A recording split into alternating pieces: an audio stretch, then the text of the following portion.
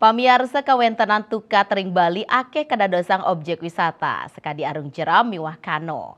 Potensi ujucap sejatinane sida kalimbakang taler ring kawentenan tukat ring widangan Denpasar. Sile tunggilnyane ring tukat dam ongan.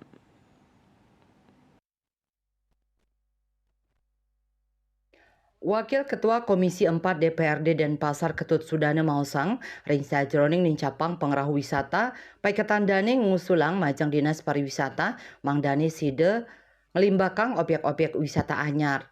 Paiketandane ngusulang mangde side mecikang kwentenan tukad, sane wenten ring dam ongan, sekadi sane sampun kemargiang ring taman pancing. Selantang tukad ongan side kalimbakang wisata air, mekadi kano. Melarapan pemargiin ucap paketandane ngaptiang destinasi wisata ring Denpasar sida mawawah.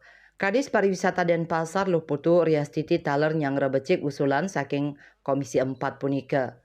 Nanging muatang seselah utamanyane ngenenin indik keamanan pengunjung napi malih debit toya nenten tek-tek. Asmara Bali Pos nguningayang.